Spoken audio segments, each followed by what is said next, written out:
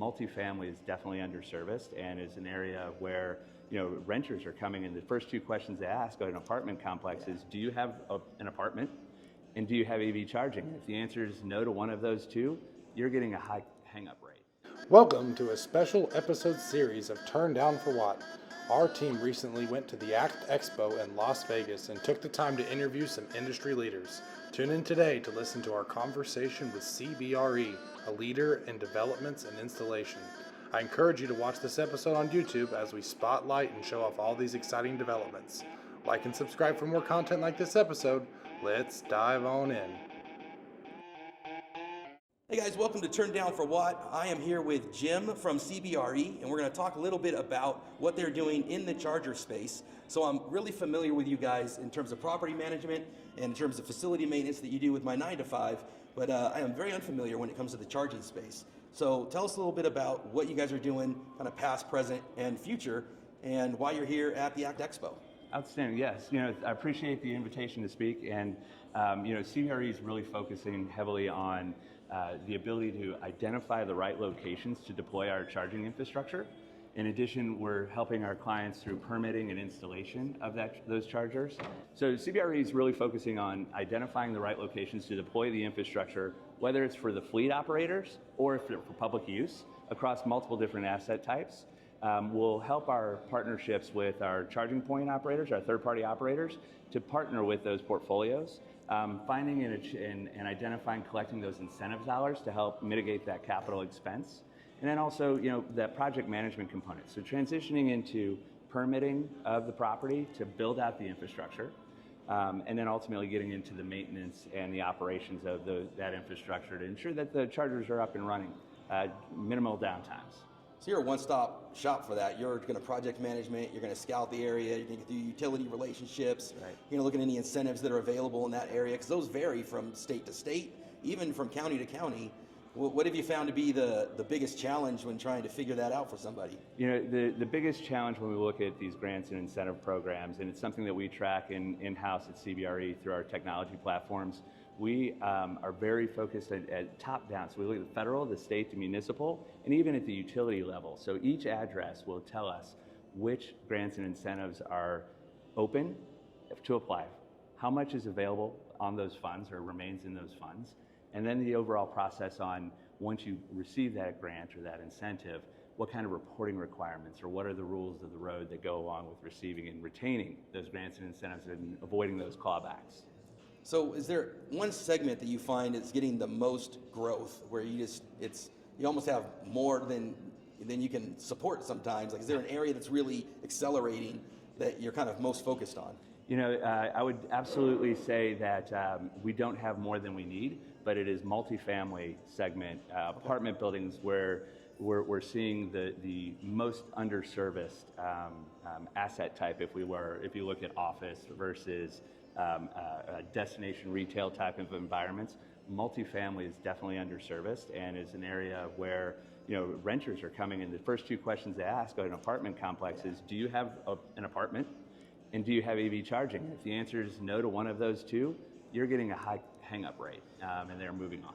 Now, do you find that you're looking at a solution where you've got a section of level 2 chargers available that have to rotate, or are you finding solutions where you might have a certain carport assigned and you can somehow get level 2 charging there? Like, where are you finding the sweet spot for that? We're really seeing a trend on the multifamily section, especially in more urban areas where they're not having a dedicated. It is a rotation, first come, first serve type of an amenity at these locations versus you move in and you get your own dedicated parking spot, and we'll put a charger in that parking spot for you for as long as you're renting at that apartment complex or that multifamily site. So we are seeing more of that rotational opportunity for charging. We hope that changes in the future where it can be more of an amenity based on needs. So if I bought a Tesla tomorrow and I wanted parking stall 104 to have a charger, perhaps I'd be able to get a charger put in, but we're not seeing that as a trend overall at this point. And then are you guys able to manage the back-end systems where, like, is it free charging in some of these cases? Am I swiping or doing a QR code so it knows to charge this certain unit?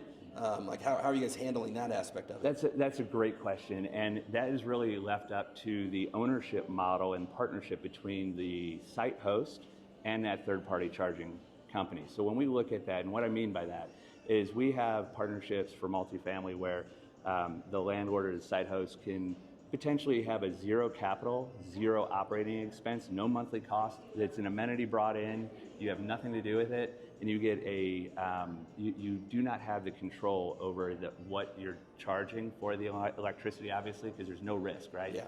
If a landlord or a site host wants to monetize that asset and have a better return on that amenity, what we're seeing in those scenarios is more of a subscription base where there's zero capital up front, which is always the biggest driver for portfolios and REITs and site hosts. But with a monthly subscription fee, it allows them to get upwards of 70–80% of the revenue share back to the site host in exchange for that monthly subscription fee. And so you guys are really charger agnostic, whether it's going to be a charge point or whether it's going to be a Tesla wall connector. You guys will work whatever system that site host is wanting to go with. And in some cases, they may buy the hardware and manage it themselves. Other times it'll be a third party. Sometimes it'll be they do everything and they're just hands off but want to provide it. So there's just a lot of options there, it sounds like. Yes, that's exactly right. So we are absolutely agnostic to hardware and software. We recognize that portfolios, when you look at a portfolio approach of an apartment REIT or an investor that develops apartment complexes across the country, we recognize that not every site is going to fit with the same third-party charging operator. Meaning, you may have a portfolio and have sites in California and Texas and Florida, but the third-party operator really only wants the California sites because of incentives or because of one reason or another. So we have to make sure, and we like to be agnostic, and when we partner with these conversations with our portfolio owners, we really do focus on the fact that we want these chargers to be open protocol as well, so that we can manage the entire network of hardware, regardless of where they are in the U.S. or who the third-party operator is, so that we know when we can maintain, provide reporting back to the client on the utilization, how much energy has been spent, all of those fun things that come along with operating those charging networks. Well, I think you nailed that space because I think up until now, a lot of the emphasis has been on single-family households where you can have a charger at home or maybe you charge at work, but there is a huge segment of the population that is in those multi-unit situations, and especially in the urban areas.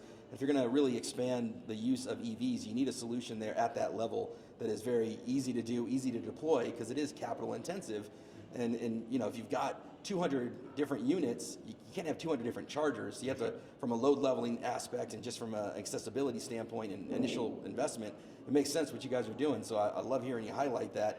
As we close it out, what do you want to send us away with? What's your final kind of thought and kind of where are you seeing this in the future? Yeah, absolutely. I would say that the biggest thing when we look into the future, the importance of partnering with somebody like a CBRE in this circumstance is we're vetting a lot of these third-party operators and helping to support, and we're getting the power of CBRE that comes along with the scalability to roll out these complex programs across wide portfolios nationally throughout Canada. Actually, we're global in over 100 countries.